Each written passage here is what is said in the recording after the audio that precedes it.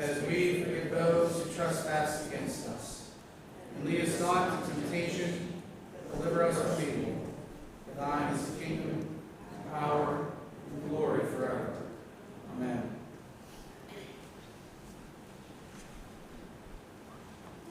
Do we have any children here this morning?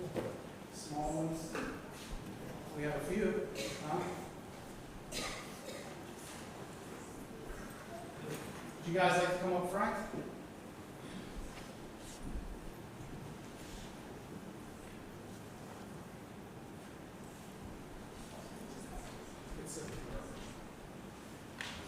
She might like to be careful. I'm only kidding. You looked all surprised there for a minute, like, really?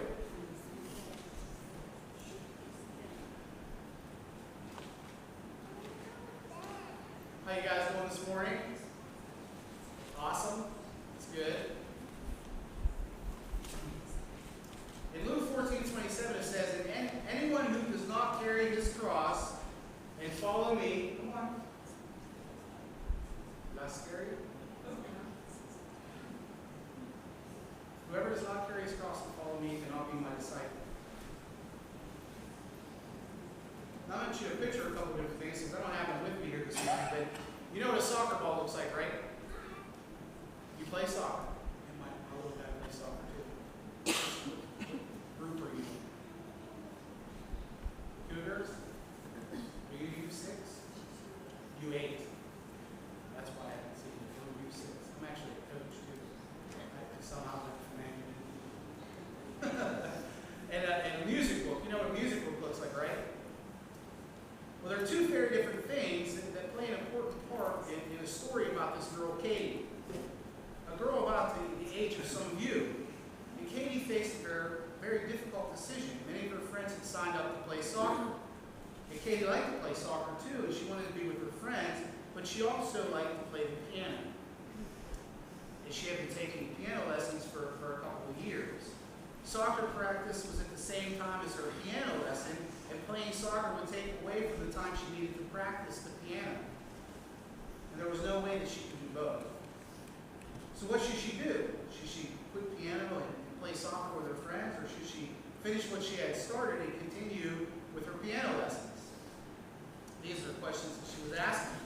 And finally, Katie came up with this idea, and she sat down with a sheet of paper, and she drew a line in the center of the page, and at the top of the page on one side, she wrote the word piano. And on the other side, she wrote the word soccer. And below the word soccer, she wrote all the advantages of playing soccer with her friends. And below the word piano, she wrote all the advantages of being able to play the piano. And after she had considered all of the advantages and disadvantages of each choice, Katie then made her decision. And she decided to continue piano lessons. After all, she could still see her friends at school, and playing the piano was something that she would enjoy for the rest of her life. You see, we all face important decisions in our lives. And the most important decision that we face is whether we will follow Jesus or not. And perhaps you might say, oh, that's an easy decision. Of course I'll follow Jesus. But Jesus warned us that it isn't always easy to follow him. And he said that we should sit down and count the cost. And when we choose to follow him, if it means giving up our friends, we're making bad choices. When we choose to follow him, if it means moving to a faraway place and leaving our family behind, when we choose to follow him, if it means we will never live in a big house or drive a fancy car. You see, Jesus said, anyone who does not carry his cross and follow me cannot be my disciple. And where did Jesus carry his cross? He carried it to Calvary. And it was that cross that Jesus gave his life so that you and I can have everlasting life. And when we choose to carry our cross, it means that we are willing to give up everything to follow him. And it's a choice that we have to make. You guys want to pray with me this morning? Dear Jesus, we thank you for being willing to carry your cross to Calvary. Help us to make the choice to take our cross and follow you.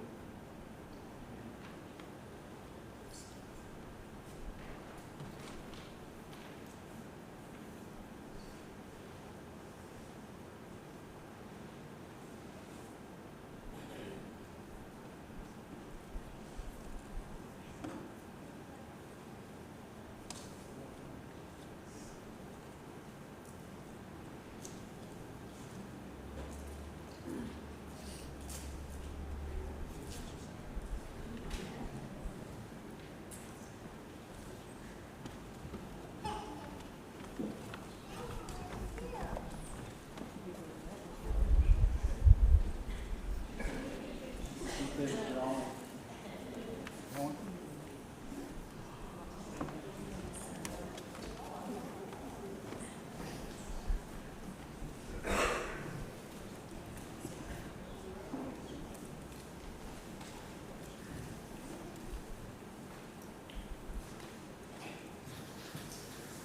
scripture reading for today is from Luke 14:25 through 33. Before I read this, I just want to share a little something. See, I left my house this morning and I forgot my glasses. Okay? And if you remember, this isn't usually the Bible I have in here. I don't know if anybody remembers that. I have a nice leather bound that has big print. Well, I left that at New Salem. So I went to Putneyville without my glasses, and I had to try to read from one of the Bibles there. There was a really small print, and I had to stop at my house and get another Bible and get my glasses before I came here this morning. Just thought you all enjoy that bit of how my day has been so far. Sometimes we have those days. So this is why I'm looking for the page now, because it's not marked in this.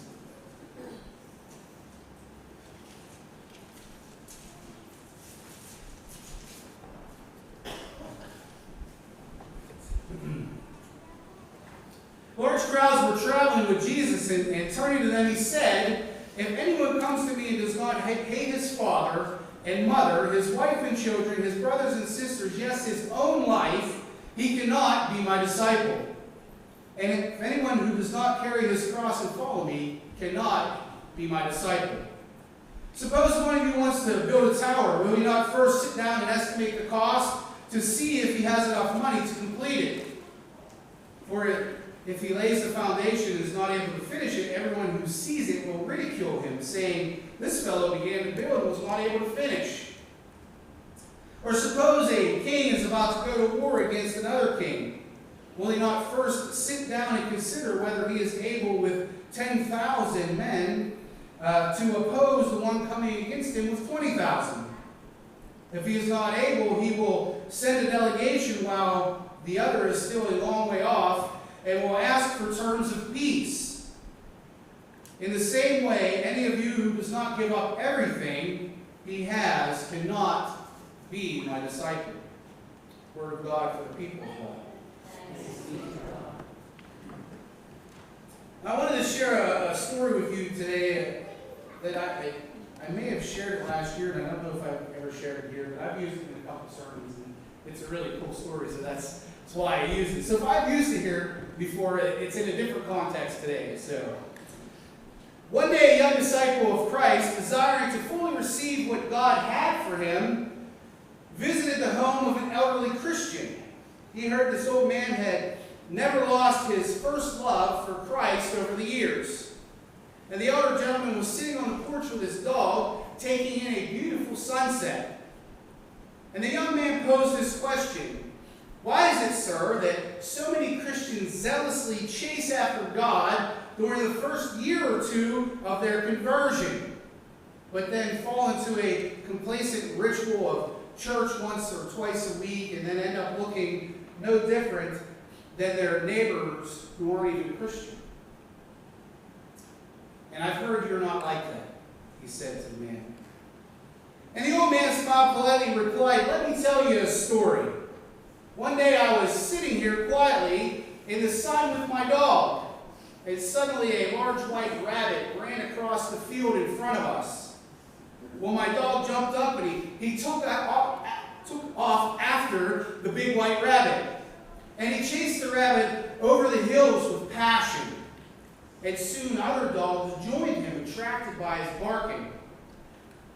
And what a sight it was as the pack of dogs ran barking across the creeks and up stony embankments and through thickets and thorns. Gradually, however, one by one, the other dogs dropped out of the pursuit. Discouraged by the course and frustrated by the chase. Only my dog continued to hotly pursue the white rabbit." In that story, young man, lies the answer to your question. The young man sat there in confused silence for a few minutes, and he finally said, "Sir, I don't understand. What is the connection between a rabbit chase and a quest for God. You fail to understand, answered the well-seasoned old man, because you failed to ask the obvious question.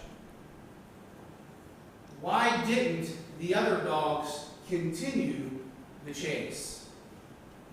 And the answer to that question is they had not seen the rabbit. Beloved, unless we see the prize, the chase is just too difficult. You will lack the faith, you will lack the passion, and you will lack the determination to keep up in that chase. We must see Christ in our lives. We must place Him first in our lives to discover the truth in Him, and the truth through Him in our daily walk. You see, in Luke 14, 25 through 33, Jesus talks about the importance of counting the cost of becoming His disciple. Jesus tells them, and he tells us, that it's not easy to be His disciple.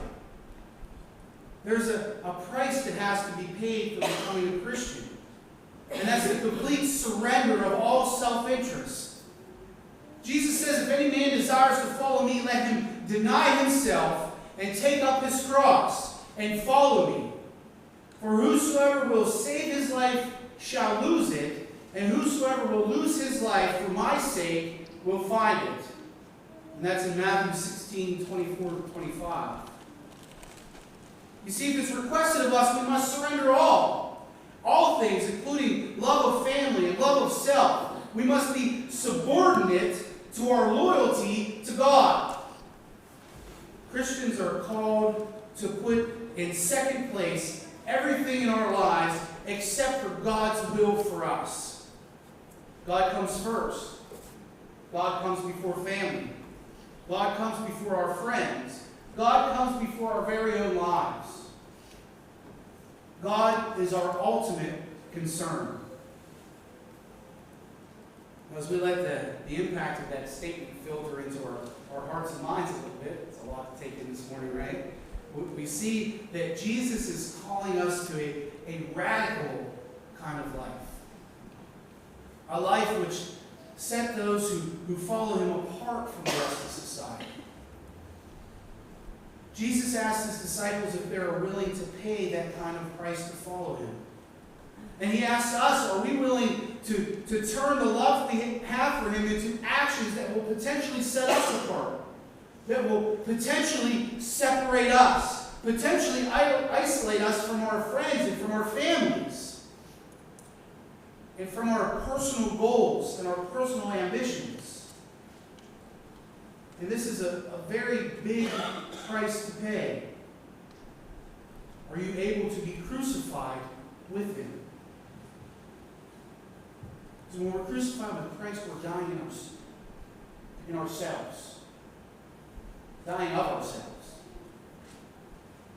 In Christianity, it's not just a nice philosophy.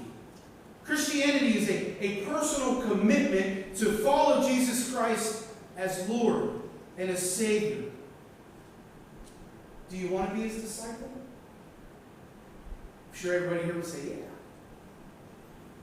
But you got to remember, it's not easy.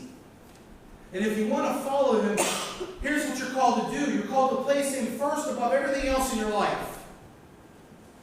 And then before you're saying you're willing to do that's not a problem. I can always put Christ first. You'd better count the cost. Are you willing to make such a sacrifice for Him? Are you really willing to pay that kind of price? Know and fully appreciate the fact that you're called to self-denial. And then the cost of being a disciple of the Lord will come as no surprise to you. You'll not be easily overcome by a temptation to abandon the course when the going gets rough. And if you do not understand this, then you're not seeing Christ. You're not seeing Him in your life. And if you don't see Jesus and don't understand what He's asking of you, then there's probably no way that you'll be able to stay on the course once the going gets difficult. Like the dogs who hadn't really seen the rabbit, you will likely abandon the course that you're on because you haven't truly seen Christ. Sadly, this fact is not being taught in many pulpits today. We're always looking for the happy side of things and not the difficult journey that we may have to face and the choices that we have to make in our lives to be a Christian. There's a German theologian, Dietrich Bonhoeffer, who wrote The Cost of Discipleship. And he says we have cheapened grace, and cheap grace is a deadly enemy of the church. Cheap grace is preaching forgiveness without requiring repentance, baptism without church discipline, communion without confession, and absolution without personal confession. Have we become a society in which inconvenience is unacceptable? I think we have in a lot of ways. But guess what? It's not always convenient to be a Christian. And a few weeks ago, we hit this subject in a roundabout way in our discussion, and I thought it kind of pertains to today in Bible study on Wednesday. And the question that was posed in Bible study is, why do folks avoid coming to church? Have you ever asked yourself that question? How come people don't come to church? I'm sure we all have. And I know society is pushing people away from religion, but why do you really think a lot of people avoid church and avoid churchy people? We're not welcoming. As much as I would like to say that we are, we're not. Think about this. Someone staggers in the back of the church one morning smelling like they had been on a 15-day binger. What is your first reaction? Honestly.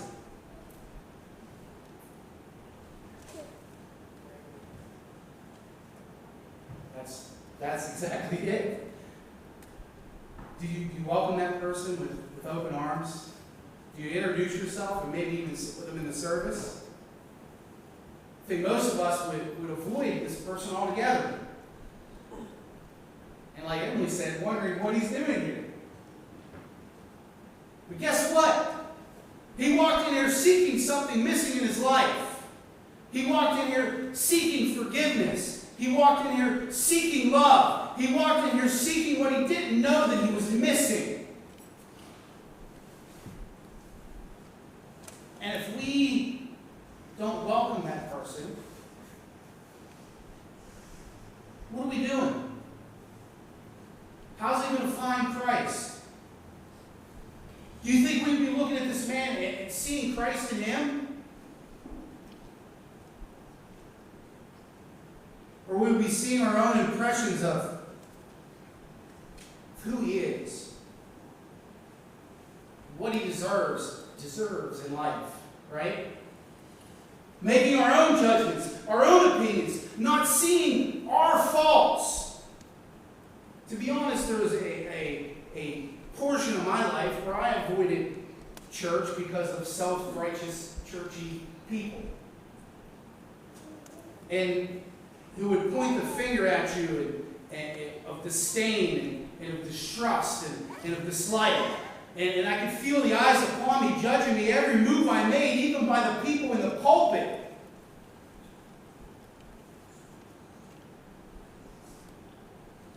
Well, one day, I walked back into my home church, and I was welcomed with open arms. Even though I was in jeans and a t-shirt, and my ears were pierced, and I had a piercing in my eye, and I had tattoos. And they didn't care. It was like I had never left. That's one of the main reasons I'm standing right here today. But I think this is one of the reasons that I believe people are seeking their own way. And they're not seeking the way of truth because of us. Because we're not living as Christ has called us to live. We're not making the commitment that Christ desires. We're not carrying our cross. What can we do in in our lives to show others the truth? What can we change about ourselves to truly share the never-ending love of Christ? What can we do to lay ourselves down and to carry our cross in our lives? I would pray that we could all truly be disciples of Christ, that we could seek inside ourselves and find what we need to change, instead of looking around and pointing at everybody else and what they need to change. You know, it says many times in this book not to judge someone else, right? And whether we do it subconsciously or it's part of human nature to judge people, it's something that we as Christians need to not do. You know, when I first moved up here and I'm meeting all these new people and around the neighborhood and stuff, and as soon as I say to them that they're like, why you moved to this area? Because there's not really much here, I guess. I said, because I'm a preacher, and that's where they moved me to. And they're all of a sudden, oh, I'm sorry, I didn't mean to swear in front of you. Why? Because that is what people think. People that don't go to church think that they're automatically being judged by people who do. And that's what we need to change. That's how we're going to reach people. I'd like to close this morning with a short prayer. Holy Shaper of life and grace, you have shown us the cost of being your people, of being your disciples. And Lord, we give you thanks for the crosses that are ours to bear. And in this, we also ask for your strength to carry those crosses. Lord, I pray that you would help us to follow this path of you, this path that you have placed us on. And Lord, that you would show us the way. Amen. Our closing hymn this morning is going to be Because He Lives on 364. If you all would rise with me.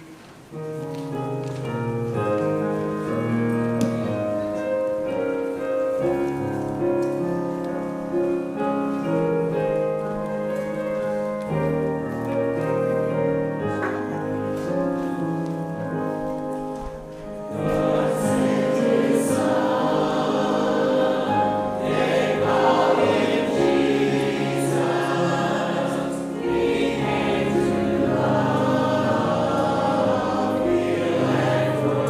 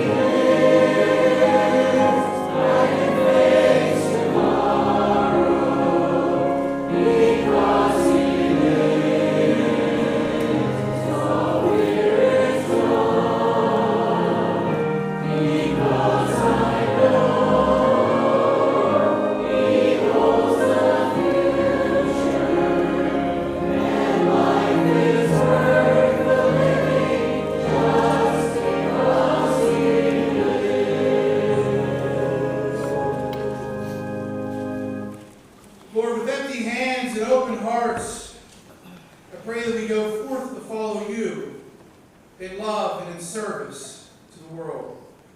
Amen. Amen.